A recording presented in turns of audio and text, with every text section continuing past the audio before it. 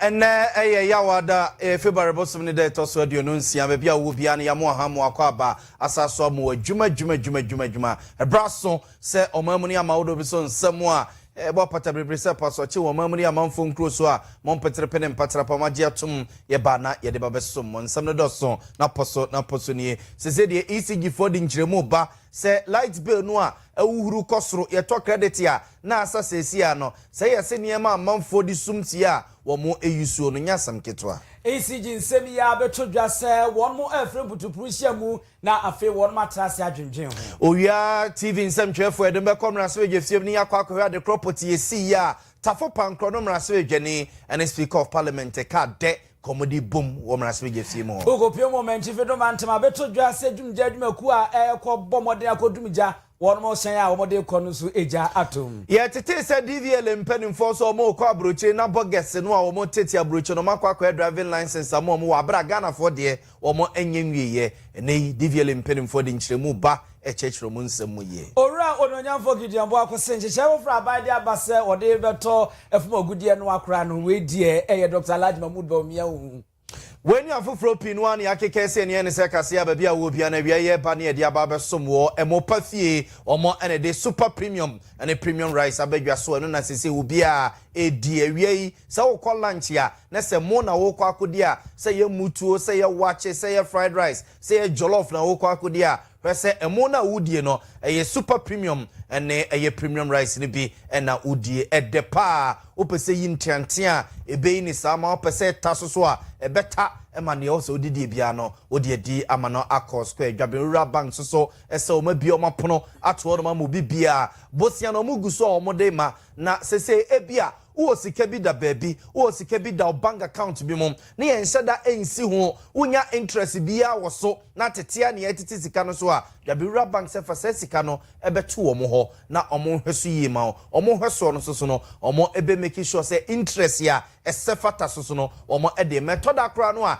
interest a wo pe no utimi ka kyerem se mi sika ya me de bremu ide bosu bia no me pensi hu be 10% me pensi hu be 20 no mo ne wadi ano na ntiase aye adwuma bosu me no so ya na omo ede ensihu no emma wabra ohaw bia emma hu mfie aduanan ba ko nie 41 years nie na bank adwuma ma ye bia efini kikawe bia emma omo ho dwabewura bank omo branches ne doso omo se bobra ho na ne omo eni nkomo no mo a en ma usikasem entoto ye mfama omo na aso yase no mo emma ye vimawie ya bia wo bia ne yetimi abane aba besom wo bedin ede na ya abo amale bia boga wie me ne abusia pani owusu aduomi abusia fo enye brena finsem no yenkomo ankasa emfa emmamo yedemo ekọ hyase de free Ghana mraspe gefiem ne yedemo akosikasem no ntutuye mu na enra oso for show mai sikasem no ntutuye so ko mraspe gefiem sane ye monimo sam na bribia aban no etutu anamo bi na odin hyehyɛ fufuro bi eba no ɛho behia so be komraspe gefiem na wakwa yi ni wanwan ato mraspe gafo no nim na nam saye so Ghanafo ehunu eniema aban no eye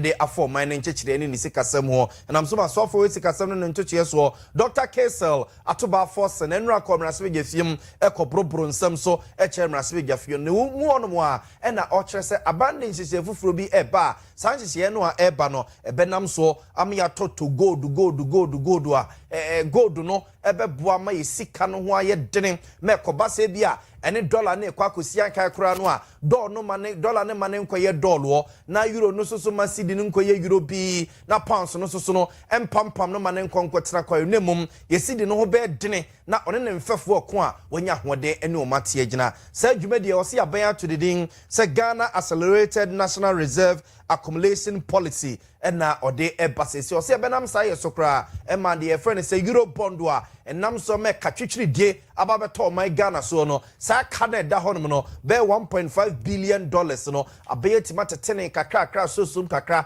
akosa ka na firi honom asaso nyamfaso de ato akiri de abo man ho bra ama enchirima so a eba no wonom ababenya so emfaso Dr. Kaseɛ atoba force nchechirimu a wode emaye.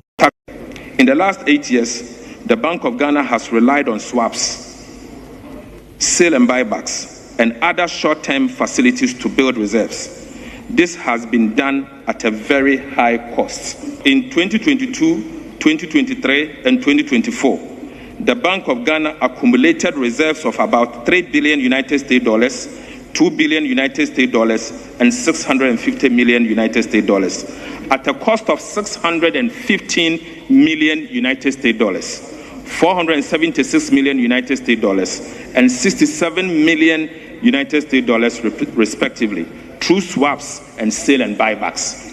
Between 2018 and 2021, Ghana again relied heavily on external borrowings to support reserve buildup. A total of $11 billion and $25 million United States dollars was borrowed through Eurobonds by government from the Eurobond market during the period. This came at a very high cost, ranging from 7.6% and 9.6% per annum. Mr. Speaker, the issuance of the 11 billion Eurobonds from 2018 to 2021 to support reserve buildup costed Ghana the following. In 2018, it costed Ghana 81.26 billion United States dollars. In 2019, it costed us 287.58 million United States dollars. In 2020, Ghana had to pay interest only 524.6 million United States dollars. In 2021, Ghana had to pay 740.77 million United States dollars, Mr. Speaker. And in 2022, the country had to pay in interest only 844.83 million United States dollars. In total, Mr. Speaker, Eurobond borrowed between 2018 and 2021 to support reserve buildup costed the taxpayer about 2.5 billion United States.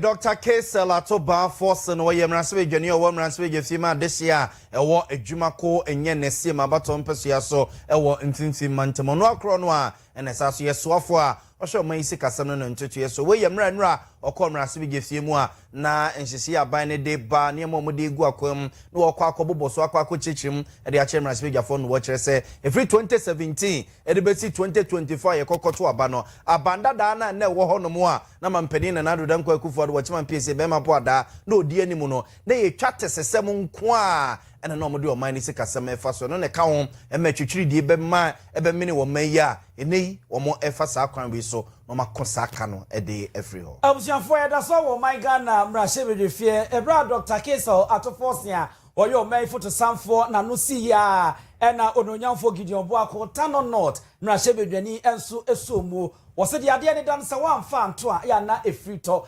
Ghana accelerated accumulation policy a wo mo de aba wo mo se an wo mo ebeto gold de agu on mo sa de amuti ye ya wose wei enya de fufrank ho kura hia se wasa aban no sa hye dabo ho dawro ebe my Ghana mra shebedwa fie na obetuetue my Ghana asoboa wose se orange hye ya eya bandada etwemu nana adodankwa ekufu ado afi Dr. Alhaji Mahmood Bawumia tipe so da epadan so na fom nyina wose ene da yeso a wode ba ya no mo friend say gold for reserve eno ana eneyi NDC buapa na wono ngoba enso ma be pedi e de atoso a wono da mu wose nka anya hwimpo no wo anya bibia mo ase a ka yenyan ebo no kro no.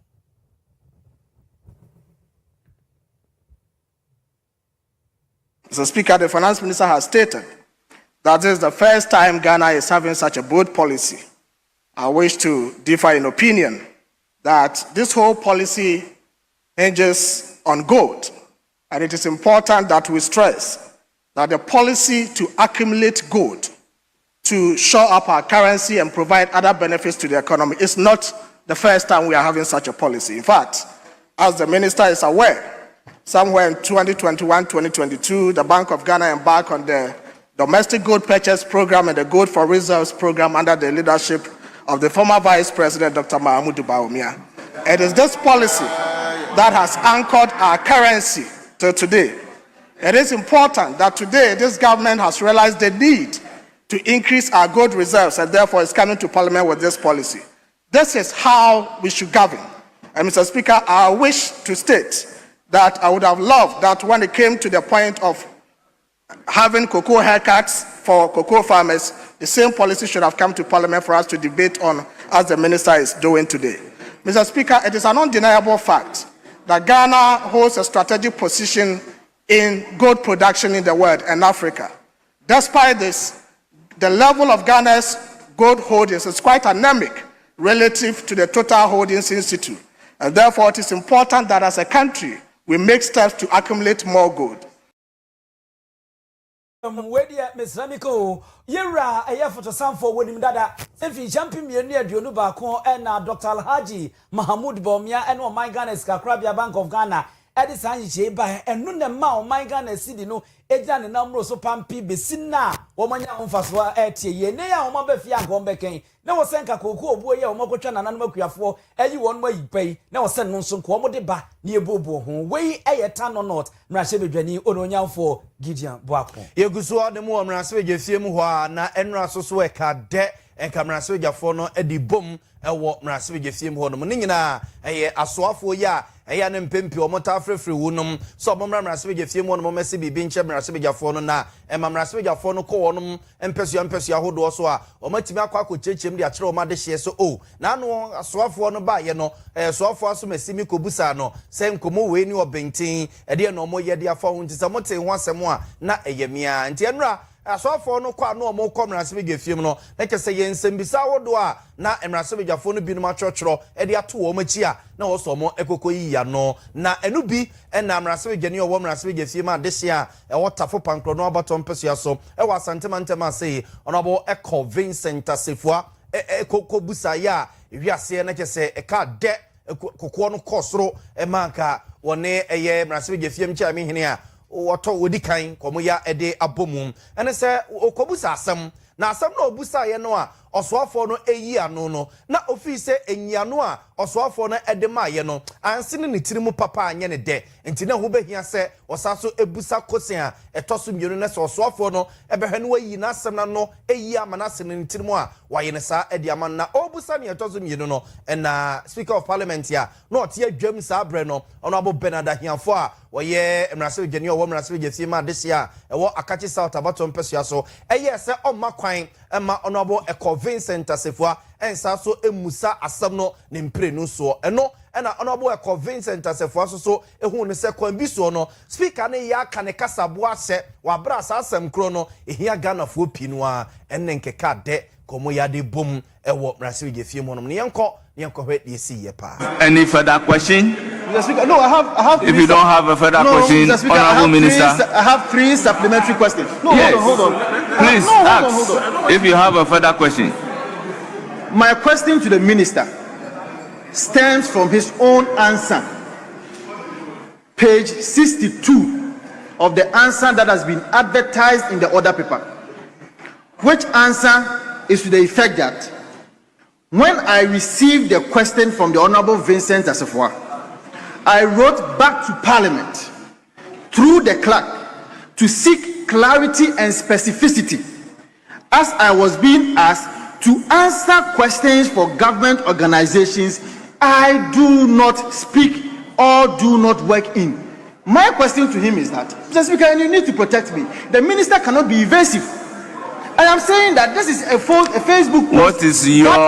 supplementary question? That the minister, so you can ask the minister whether he said that to Parliament or not. But so long as you are referring to issues of Facebook, probably you can ask a specific question based on the Facebook post by the minister, and then the minister will come and answer. But this cannot be by way of a supplementary question. An honorable member, I think we don't have a further supplementary question. I have 3 questions. If any other member has a supplementary question, the honorable member may do so. With this question, then I mean Ghanaians are watching. This is not fair. My second question to him is that, honorable member, can you resume your seat? My second question. Please resume your seat. Honorable member, can you resume your seat? I have 3 questions. I take offense from the word I'm not being fair. Resume your seat. Yes, Honorable John Nyako, if you have a supplementary question, you can ask. It's okay, I retract that. It's okay, I retract that. Honorable John Dako, if you have a supplementary question, please ask. No, I have questions. I'm saying that I retract that. Honorable Minister, in the absence of any supplementary question, you can't be this unfair. You are accordingly discharged. You can't be this unfair. We thank you for attending upon the House and responding to questions. They are seeing how unfair you are. Question time and if you disrespect is ended. We are likely to disrespect you as well. Leader, any indication? We are likely to disrespect you as well. We are members of Parliament. As you are member of Parliament, we have every responsibility to speak. What? Can't you speak? Can't you speak? Can't you speak? We have gone for this. Can't you answer? He will disrespect you if if you disrespect no mrase adwani honorable Eco Vincent Asefua ene honorable Bernard Ahiafo mrase adwani owo mrase adwafie ma dehia ewo Akachi South abato mpesua so ono akro no a na eye mrase adwafie ma chia mehene no de odikan ona na tie adwamanra ana asoafo na kwa akuduru ha no mo etototo wo ma na no tutuo nim no na honorable Eco Vincent Asefua fi say asema obusan na no yi a osoafo nde ma ye na ansene ne tirim ntinkeja aboso ba ne meja paye nkodi bi boso ama wachire mu ye eno ene kofa menti asem ba ya na yeza akoma no na hura duru wiem dodododo a nyame na fa kwa mu a wo mo antwetwede enra abusafo yenko yama no ne soafo na so ye meche no nyamfo Samuel Okujeto Ablakwa na nano oguso a wo ye adwuma na Ukraine memu na wode nani ede a kire mu a wo kobo adwuma wo hono enam sai no so amoni Ukraine man no mpanyimfo ani nti ne adwetwo wura wo mo anu duru burumu asinkonwa atena nkonwa so wo nkonwa demu komobo ni nyina ene se sawre aman Ghana ye wo asra adwumaku a sabie kroto wono so mbo no mo bo adwuma wadre wo kire mu a amansan kubata United Nations paji won matum enam adwuma den ne adwuma so a won mo ebo eho na eso sade mpanyimfo kana aboa bia peso do sade a ya na wode ne ho kodom aboa preko ye nti no ehu behia se ye ne Ukraine man be kwa apam na afeyie no ya cheche ye ho na won maboa senti ne se sawre bibi man wo man Ghana ba bia ye da amanye atwe ye ho ahia ye ntwodo ne ntwiada so nyina no emunyo na anu de ekosi wo Burkina memu no enam se sa wokoto se wonu abodwe se ahia na nso de asiopo abena kra na de atomu ni nti no wo se ahia se ne boabo ho se ne be ya ye be wu kwan ye be fa so na tutofo do fie koyi se wo keka no wo birichi no mbepie mu wo memu a ye betum adum wo mu ja na wo nkofa wo ha bia emfa ma anso a wo se ye be wura agriculture mu na afa ya hweku adwuma nso ne no wo madikaso bom se de be ya ye betumi adwo amenuane no beduru babie no wo ba bibi mem hanma na Ghana ena ye ka ne ye di nuane eboa eno anso ha wose nanu ada omman mu no na ye wo simamufo be se ahanu a wono wo gyentetie ko sukuo e wo Ukraine ye na so ye na esi wo enam mo ne Russia ntokwa ne nti emma wono mo bopeten ene ade a ene wono mo sadi kaso bo madi nkomo sade ye be ya ye be sanya afoforo akọ no makọ gyentetie ena abeboa amo my Ghana na yapomden ene mia wodo ni nyina nso no etimi akoyie Samuel Okujeto Ablakwa. Our discussions have been broad and varying. We have discussed the need to have an agricultural cooperation. Ghana is positioning itself to be an agrarian hub, and we want to be the food basket of our region. And we have discussed the potential in having full cooperation with Ukraine in that regard. We have also discussed matters on education. Before the invasion, we had a lot of Ghanaian students here, excess of 200, who were particularly studying in the field of medical science and engineering. Because of the invasion, a lot of them returned home and had to be reintegrated. We want to revive that educational cooperation so that we can continue to have more of our medical doctors and engineers trained here. And then we can also receive a lot of Ukrainians who want to have a different exposure, different environment. We have also strong universities, some of the best in Africa, like the University of Ghana, which ke musa ne be ya Ghana fo betimi akwa gyentetie no yesu ye bie ye pron de ato no mo e de ama ye nua no mo Ukraine wono mo pensa kiraye e wa asetre mu nso so betimi aba sanse ye wosuapon akuku dam e wa han mo nso betimi abagyentetie wa han mo Samuel Okujeto Ablakwa yemfamo mfro no abo Samuel Okujeto Ablakwa nsensemi mo na afi yemfamo enwurakuayom enkokoko bo ananu ade beto dwa se abaye hwehwa so a preko 11 million thousand wine ene wate ede afri so akoko akuafo mokoko se tie nie no na owura Musa Dankwa pene kwanchefa oda Global Info Analytics ya no wakwakọ yemfifi mu emo ne Ghana ma de hie bia di nkomo wo kuroi ni ntrodo ne ntri asaso ebusebisa wonum sanyem bia na anu ada koko bo foforo a aban di aba betu dwai Ghana fo so musenie titiri ni ye na nanu akuafo a eya na motempenten kwate a hesuo chese na dwude suo ma no potututu komafum eja madama mo ankwa yebu adai mu no muso musenie eno na owura Musa Dankwa kire se saa ne mfifi mu we ya wa ye ne nkomo a one Ghana fo die no wo se so nsuro no woka Ghana fo dodo no a be oha mu nchichemu aduonum ensia eye 56% ena asa omo bodwo so se bebi aduro no de huhia se aban no etete koko boso de ebegina baabi a eginan sabaka asene so abanda da ne penso mampani dada woko ye mampani na nado dan kwakufu ado ochima pese be ma bo da ne penso wototo koko numu a ede kogina be 3100 na chese 31 million eno de ekoko gina mampani a wabasa bre John Dramani Mahama Gonja de Sekonkra watija tangma so prosoro wedie esoso ede 500 Ghana cedis ebe piso e mane ko 36 million nje ko 36 million ne de na chese koko akuafo wo se ye atajufo wa o mate de na bariga champagne kantamanto pada na no mututu a na chese o mansusuo da se mpokra no se koko bo fufuro bi ebe bakra no a enkoye nteso ebe ya ntumu anase ebia ebegina baabi a egina no a wo manka bia nhyem wo ma ekote se aban atete koko boso e de free 36 million no e de aba begina eye 25 million sese no e na sani amanfo si kasa ho ebi bodua bi didi atemo ho no Musa Dankwa ne Ghana for dodo no a e didi nkoma wo kire so de nse du esi ne kokoso aka ma wiase nyina tie se koko bodo de Ghana for bebre no a ebodwo so obi afo so se wo sa aban no etete so a report we put out a summary. The sample size of 7,500 were shared according to the number of voters in each region. So it is proportional as we've always been doing. Now, what we've done is to disaggregate the data into those who are cocoa farmers. 14% of the sample were cocoa farmers. 20% were family members of cocoa farmers. And 25% were friends of cocoa farmers. Only 41% did not have anything to do with cocoa farming. So if you look at it, about 59% of the respondents had something to do with cocoa farming. We can look at data from cocoa farming areas, look at the regional data, and you can see how many were kind of respondents were engaged in each region if you apply the numbers. No, we do this from time to time. When there are issues of national importance, we've done that with EC bosses some months back. We did that for the CJ. So when there are issues that are emerging, we tend to test the voters to see what their response are. Indeed, in this survey, we also covered the decision by CJ not to press ahead with the process to remove the EC boss and the deputy, and also of the OSP. So we didn't just go there.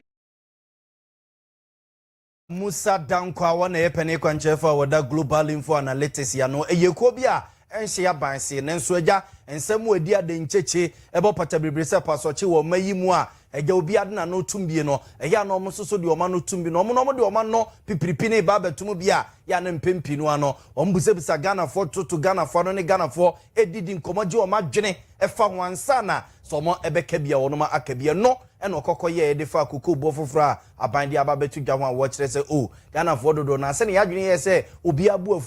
afu aso obi adwa mahama no wo se ente sa akra Ghana for dodo no a epene so tiase se kuku bo no ye tete so a na sa enhwemu ya sandis ni MPP amanweko guso a won muso ye bi o Dennis Miracles abwaje ebomodin ekonkroto awodo a won mu duadua kokko imo ene omo kɔbɔ nkomo ayimo nim samasumsam a mo nyina ma ho ni ekoso na Peter yabo ama otuko no won so eguso a ndisifo wo mawura mu a won so eye nhwemu na omakopie bebi eno nanananom akuafo ade to wo monim se won kwasem nie se okasa akuafo atwa mo ahia won bodo ebo ne nteso a wo mateso na otwa atro won bonyeso na ono amanyofo ankasa na no monche na nyo mu ni se MPP o se NDC ye ebu ama wo ba ye wo be kan de ena yese ne kan da wo ne ade a na wo mo se wo mo de wo man sa abo akontofi wo se ne suman ene nani de wo no peso mu hu ni se ne kada da bi wo hono mu ena wo mo bo ka abanda da na da nkwa kufuado ebe oka to ho ede a ada ne ho ntansa na no makuafo ene ye de beso awo mo ene yo mo nye hare na mo modden se de be ya wo mo bro sa aka yie no ye de ombegina se ni de animu eno na be ma wo mo nsam a wo mo ka no wo beji atum se ani eye no kure sentin se so no wo bi adwuma no afo bi so o meda adwuma na no na wo ko no okobo ka no obi foforo ba e wo se dipo obo ka no wo no de ho ntansa de bon enye de wa ba no e de ye de koso ntina na no makuafo de wo mo se wo mo nye hwe we can head okre say we can head okre unhunu na emo mprempren yi de me gina goku akuafo nyina nemu na meka se aban dada no amoka ansa na yen ye beji atum sa aban ne boka enti na aba ne saa no se machi no jesa mod na gina mra no na ama ye hu se no kra bi company for de ani ehu e na edi ho danse nya de aso ate honorable enti ampa na sapa pese oben na mpa me kasa o kan ye bia yete ni ehu so odo akuafo pa wo de unko to dwani ani di ni sheda ne papa ni nkomo se wo ba wu ma no ogu na akuafo yasem nyina ne se saban dada ne bo ka to ho de a ene wonche no ni ehu se yampa se amane sa de a yanyintum aban bia mo ka yanka se wo ya trufo na emom de ani ehu ne di hu adansi ntia honorable ya ne wo ka bibi sei wasa men abusia I preference woman no good we ni minim say ya de battery mu a e ma mpa de pa na woman no good ai ana man ni ma de pa da bi manye papa woman no good manye papa oh okay manye papa ya no madidua ya no afrenu ya no na de na nso besi na woman no good we pro say woman no good na sasa bi kwati ya kwa ntwe nyim na nsa ai fra mo bo no nyina ai ba ku bi nso e wa ha wo se ye fre no kotie mu ana ende be kuma se ya e wo he oh mi re fi bi ha na wo ye nchen ya kotie mu ana na ni mampamje dabi e wo bo ase mampampa ne twe e wo bo ase sa and the first time I meet you ya ko hwe sa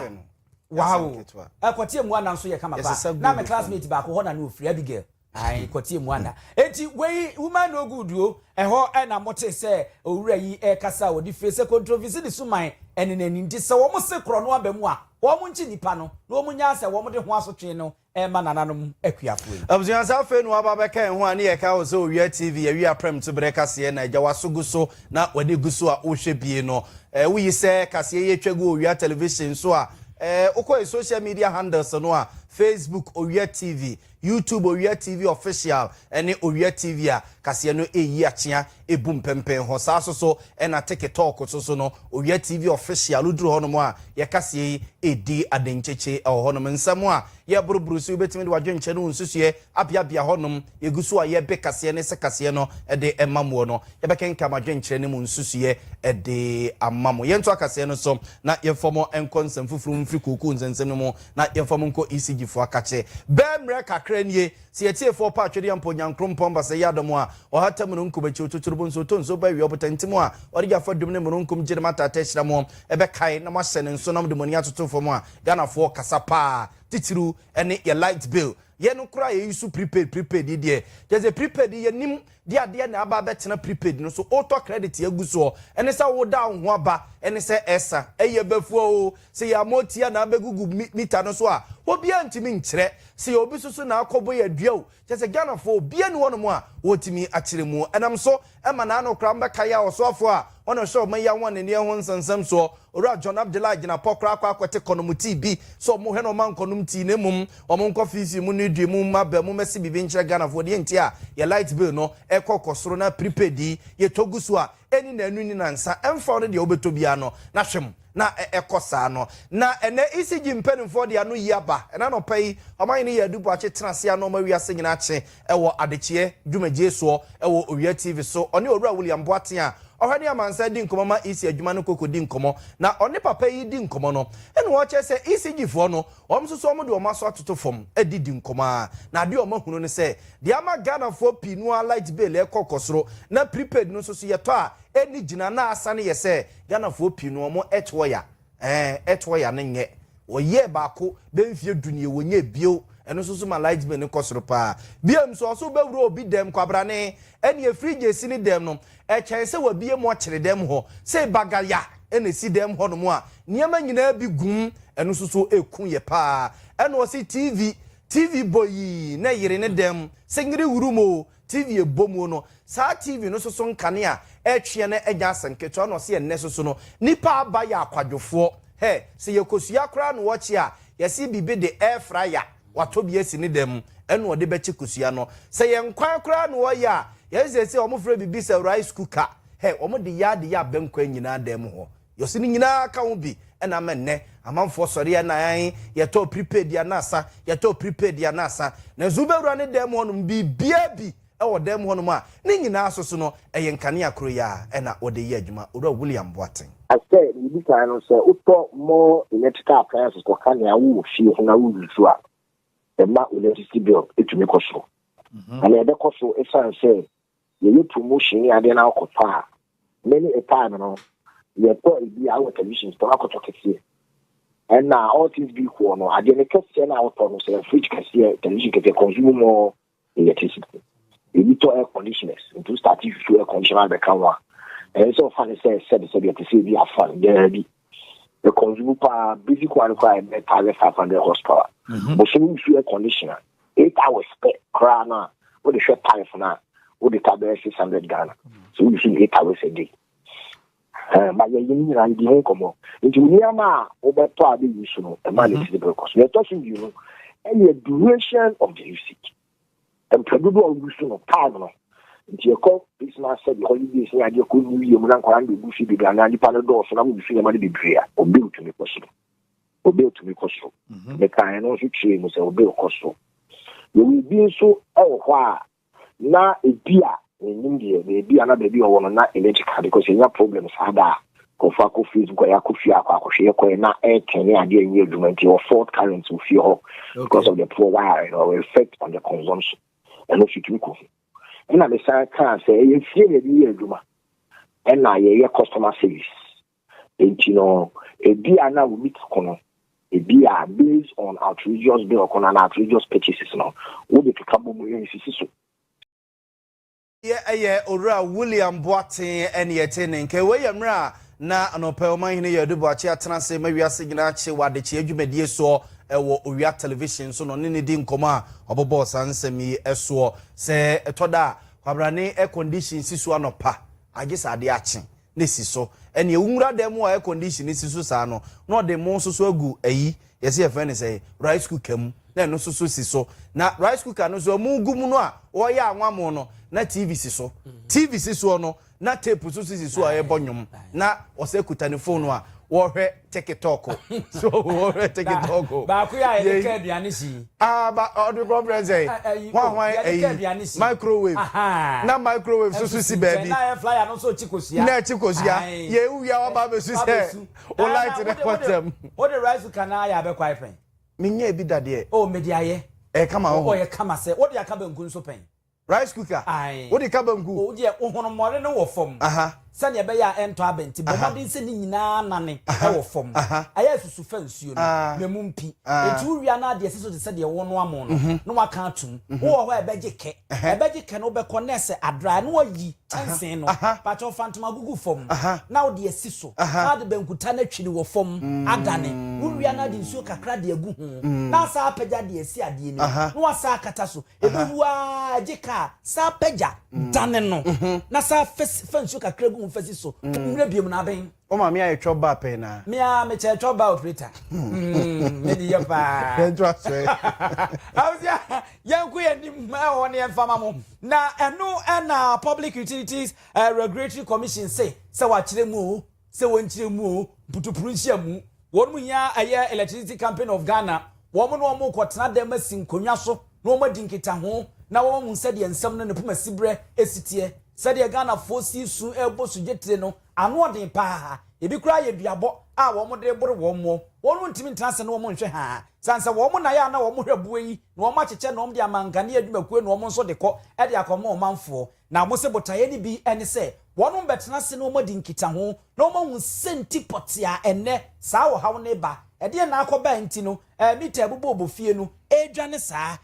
wasensa cha ye bi ba enimanimu ya ede ne wo so mo ye de famita no ho ebinom asese ye dada wo so mo ye nsacha ye o mu ana ni nyina afi wonum pese ECG ankasa eba betena wonum anim na afi wonum ka wonum hawo wonum be ne die ni wonum atepoi ede nyina ede kire wonum na wonum hu na ansa na no kra no wonum hye ECG adwumakuo no se ni mu anim ya wonum hyase no mu nto anamon se de be ya wo hawo ede abenedie ni atepoi ya ebei wonum be pe no poma sibre na wonum hu ansa kra na wonum hye amudie na aba ama fe eno so wonum ato adwen esoeso adwen na wonum hu kwan papa wonum be fa so ama omanfo asese ye hu kire ye no no eto atimi atwa ewo ehonom ya yenko yenim ewo honom Yento aswe na informo enko yenim ewo kaseɛ ni mu na honorable Francis Owusu a chance so eye NPP mrasebe gani owo mrasebe gefie ma desia ewo dwaben abato empesua so ewo asantemantema sei na gold board any gold nsese foforo abaye edeba si eba betuto gold na gold aye ba betuto ne benam so ama omani sikasema toto ya sisi MPP fo bi no kura ya akire sase NDC fo ye copy ade yi mampani abedi ye kire Dr. Alhaji Mahmoud ba mia penso na okoktabiri sa ade ba ye bo hu de wura Ghana fo sa bre na ja MPP fo no mo hu ye hia ne empo mo asem kura tie ya mpa so atie na NDC fo ba ye wono makwa wi asaso mo ye na de foforo bi se ne bi ma da yi na Owura Francis Owusu echan a ye Asante Dwabe mrase gani ekire se sa ne manema we ya aban no eye no nyame ne mu ne Ghana gold a mampani dada na nadodan kwa kufu do penso na ban no sumdi gu ho no mu a aban we bai o matonto no rof adie wabra ehun kunta kra na kwa bibie no ofise eye chese fuel hon sensam petro ni ehon pimpana wade bo se be na so betete na aban benya bia ba begum na niema akokofo ma asamanfo hu saban ni ye adwuma no eno ene kofa we mu nyina bai Owura Francis Owusu echan afibia no price no SSA and premium you want the first quarter and the second quarter and the third quarter. Okay. A bra na enema bin sesa no. Na sese na enema asesa kese eye the electric vehicles na urban. Electric vehicles na urban. Ama fossil fuel no ekofom. Every bia oil price be say no. Na gold price akoso. If we say we are sikafo no esese niema no turesense ebra omope niema we dodo no na omusika na kwakose num na man no price na akoso so omu yi omusika ni free one de kwase ba ifra na ma number form enti sese no ama fossil fuel na ekofom because of say electric cars na eba no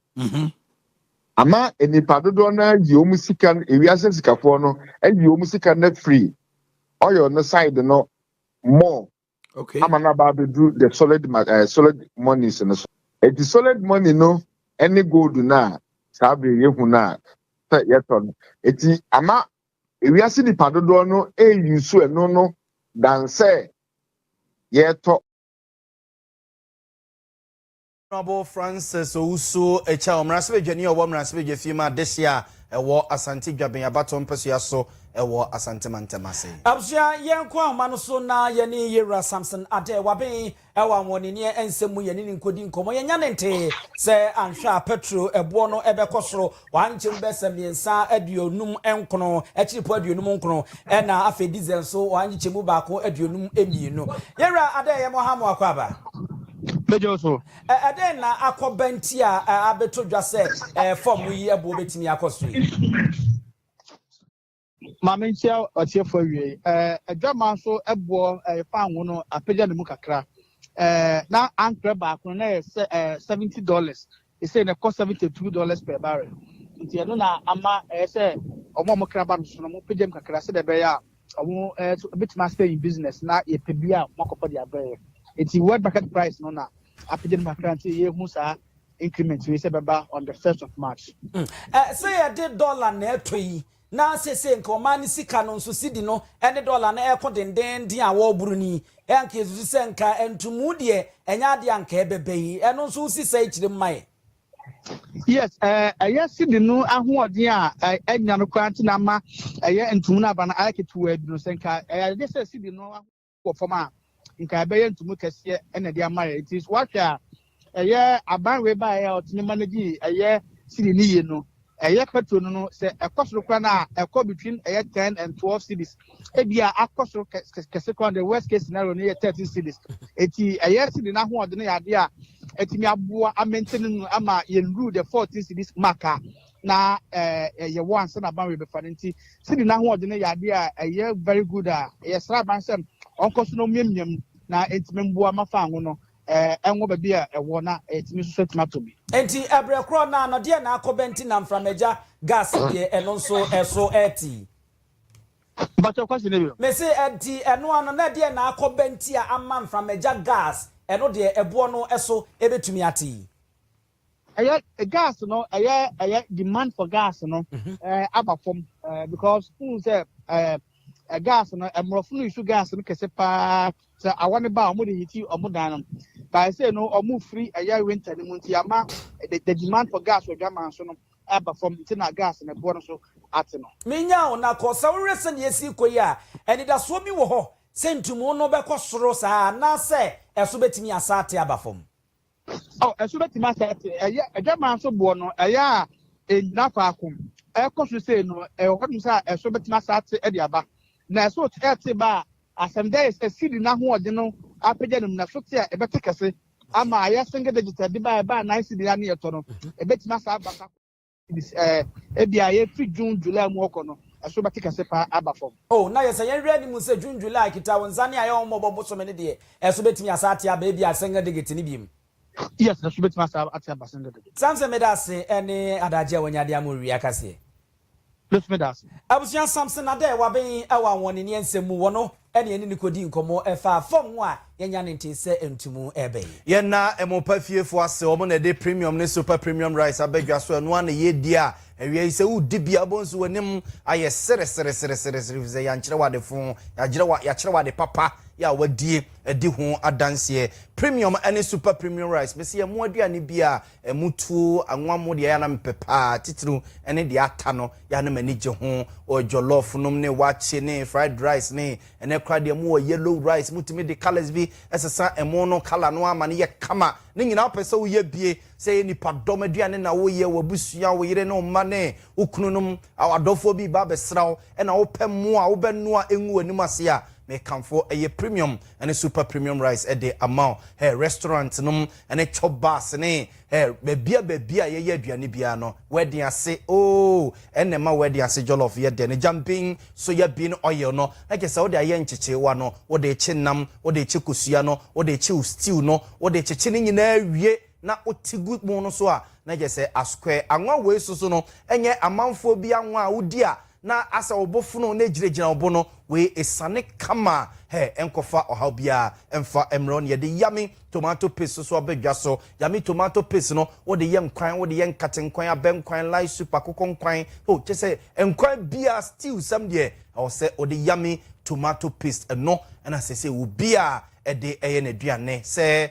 ye restaurant ni hotels ni chobas ahodo na duane bia wo ye bia no wo de yami tomato paste ni gumu a ema anunso ye demani so no ye kama ye healthy food and doctor charity impeding for aje edi atumo upe bia to a kumase okọ adumu a oyere perfem nche honom aye honom na kumase patase police depot no echamfo hotel opposite wa omo ewo ho na wo akra so a media parks and gardens junction no eho asoso no omo ewo honom na ofro omo a ebia wo region bi na pese omo de niama ni bi brew na wo no ye agent na utu ema manfo enya to a enra ne se ofre 0244 6151 170244 615117 now ne emopa efie edi enkomom na fe dwabira bank se omugusu a omo mabosia mo pe bosia na mo de aye adwuma de atre mo hyem wakra ne ma bia begu Ghana tema abota krade abo na wo se ukoye na usika no emo ano a dwabira bank se boru mo branch biem na ne managers medi nkomo ye beyi ne ma na ma ne ama kwan amo aton atew mfaso na kire wo ba betua ka na wo ba betua eno ache susu no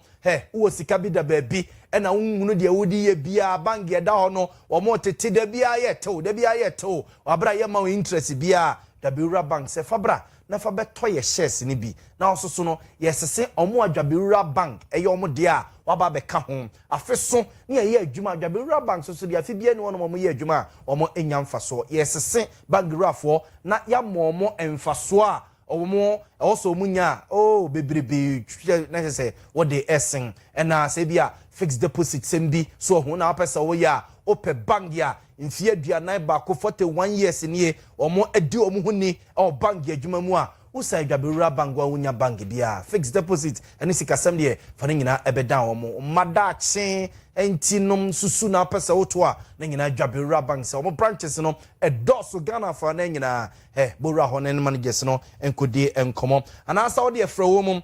0242387498 0242 387498 0242 387498 nani womo eni enkomo baby a womo ewo bia abusua yento akase no so emamo na DVL mpanimfo aso aye hye papa na nyina ye nsem bia ababeto bedwasere de se ezi DVL mpanimfo se so mo ne makọ America no mo akọ Canada no mo akọ Germany ni yeso mo akọ Holland no ne ade akọ driving license ya ma Ghana fu egu honom na ye na yete ya sei no a driving license ni ye pebie no omaja ye de na gu ade ye ni dollar ye ni euro enye ni pounds wo nti omo se so mo ne ma akọ bogus ne de ama wo mu na ekirei omu wie ne so mbeba wono mo ababe ye de e de ama na nya bi aboga no a okwa driving license ama no Germany ene America honom no driving license no de ba odi twika no Ghana ha nya America no wote eji so nya driving license ya nya America de no wotim e wo so mu ye bie ma no na wo DVL a wote Ghana no wo no efa ho bei opening port da DVL no ene na no koyi nika na no oba Kumasi a obie DVL office o Kumasi Bantama ena na no kodi yi nka na amanfo di adi na tam enya asanketo ne yenkoti owura no se de osika ne nsem fa ye na fe nchirimu omode ba no yenkoti DVL staff, you are traveling overseas to go and provide services in 5 countries outside the US, Canada, Netherlands, UK and Germany. I can see you are smiling. I will add you, don't worry. So that is the service we are going to provide. We've gotten approval by the Ministry of Foreign Affairs, and this is what we are going to do for our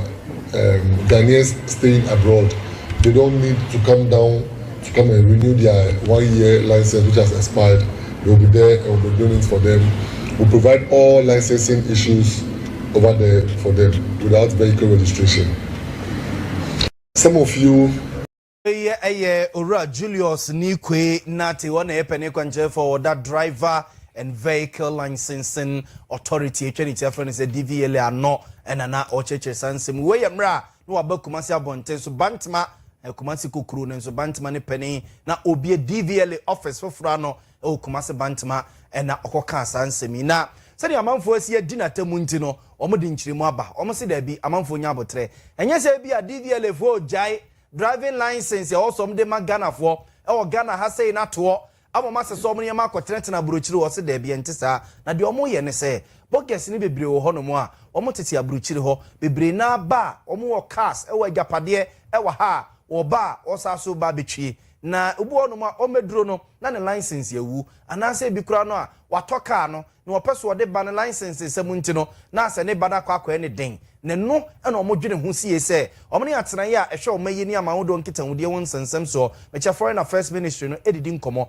na nkomo na omadi asie no anya se DVL fo no gya omadwuma se so omne ma akotena brochire na mum foreign affairs Ghana ambassador fo no a omo wa brochire no na oma krache fo omo no omo ye adwuma honom no ombe hyase ama omo nteteye so hu ama omo hunu DVL adwuma na ni so ejisem ye ya abo ama na nyankopon ye madom na mikoduru America na mepese me sa ba Ghana na mehwe abusuya mu anim brom kakra ma mo de tofufuo dia na me ba na me de me Land Cruiser na ba so hu na chese no license ne se wu a enu na se me ko America na embassy a wono mahwe na mo ayode ama me wabra enko e kasa tintin bia nto mo sra manfo se we di adwobre o se ne mo si adi o matem no akọ mo de dem pa na nye se bi o mu ja Ghana adwuma no akọ e bogesi o mo tete abrochire de ne mum ye so mbema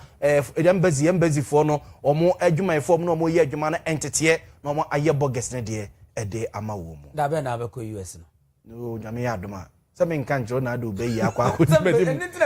embassy wo unu na odi ni ya abo ama ni aye ni ya abo ama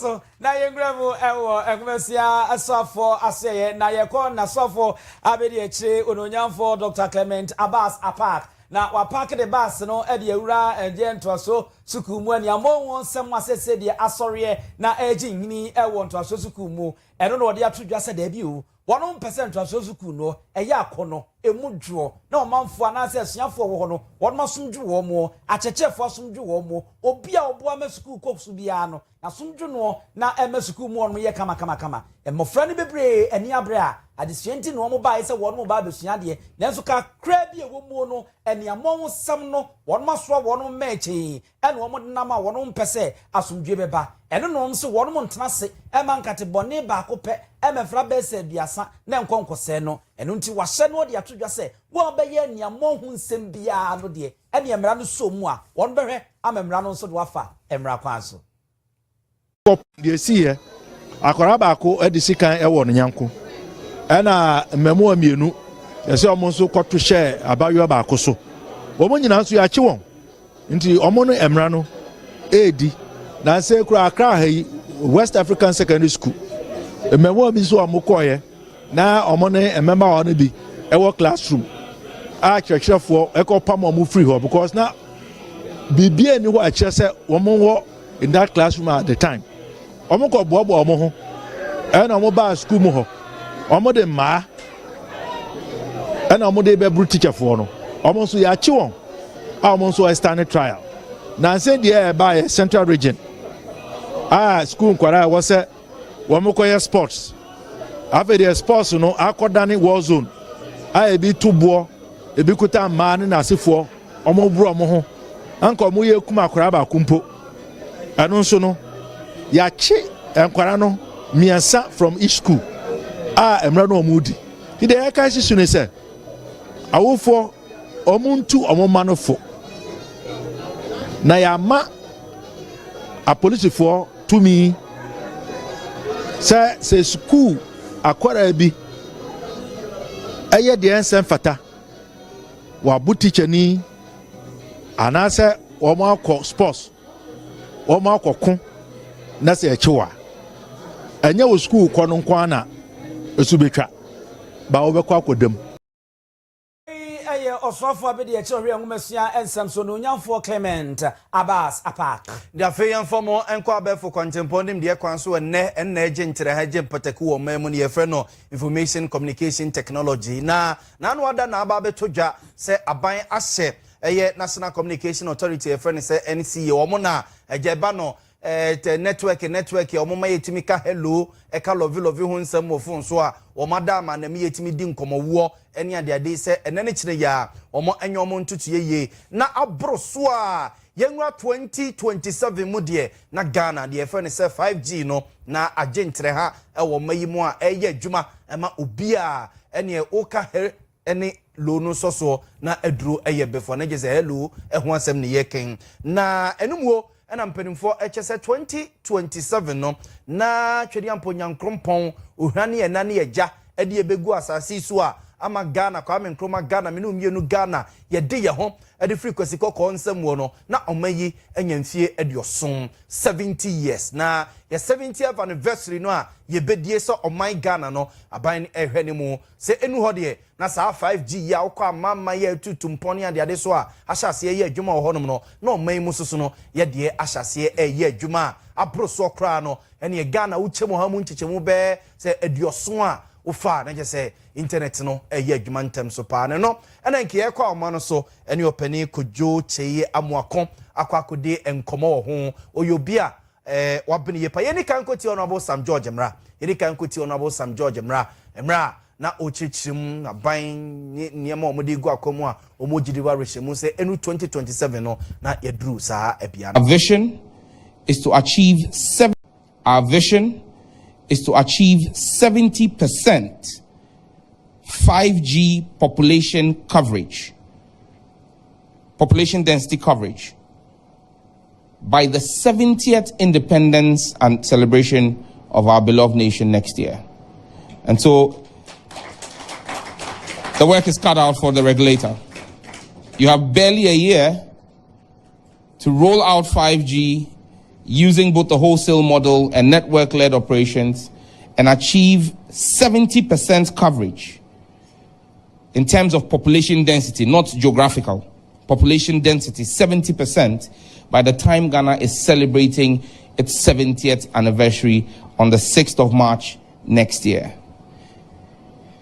This will demand rapid deployment, infrastructure expansion, and considerate capital injection into the sector. It is a steep aspiration, but I am more than confident in the resilience and abilities of the fine men and women who run the National Communications Authority, and I trust them to deliver.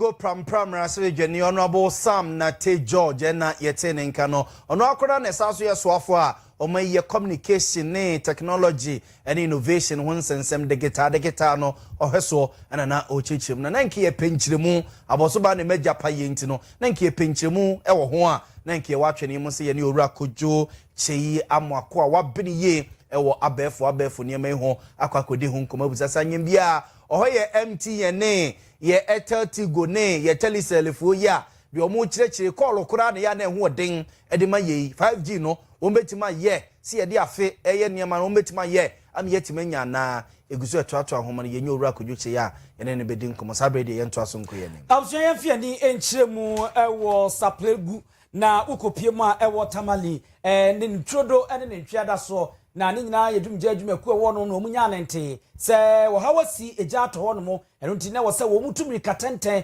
na entente mu a wo no ko no mo kokko manfo emmoa wo ho no mo na eno na dum jadwuma ku wo no sen ya na wo mo di nsuo gumu no mo de ko ye nsuo sononko a wo no de ko patantokwa yi oja ntokwa yi no wo mo nam kwa mu a wo no mo kwa eye savulugu ekwantempo no so a ka na wo mo de ko patantokwa na ekoku eye eja na eno nso eja de atom ewo ho no mo na eno na wo chenkani a wo ka ehyenye ene wo mo anu wo mutimi wo mo ye nipa be se nwotwe a ko mo kwa ye adwuma yie obo modin a apake ehyen no edikosi baabi a ene nam yoso ene yedin so a wo mbo modin ebutoato anema se ne be ya wo mbe ya wo mudundum eja na ansakra na wo mo sa to nsa na wo mo ede afreshen foforo ama wo nso atu anamo se ne be ya wo beko na wakwakobo eho ebra ewo no station officer 1 na Muhammad Gaddafi wochema na ya no pa be se no nkro abapa ho sima aduanan enum ena sa wo hawi esi ye ewo ho enam saye no sunti amenne menemo kasei se de ye nyina ye nimwo no Ghana adwumje adwumakuo no ehye ye mudidi dwuma kra no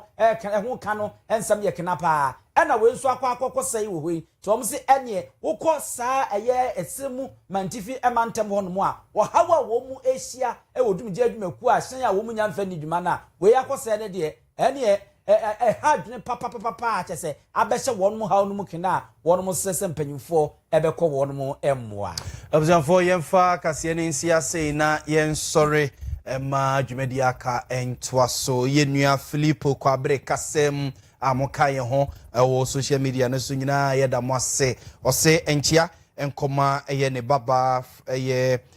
Frimpong manso echa Phyllis ne maame Antimaria owo eye Jeniso eye Filippo kwabre kasem ene yenuan ma moka ye ho wo Facebook ne social media no so no ye da mo ase ye kase ne siaseda enkoma ye semfo pani ye Asante ebo Benedict Kukua eye akosia somo ya Grace nom ene boy chidoma wie ba bia wo bia no etimi ba ye eba besom wo ba de we kese a yesoso ye besom wie na ya bo amale bia boga wie mene abusua pani owusu aduomi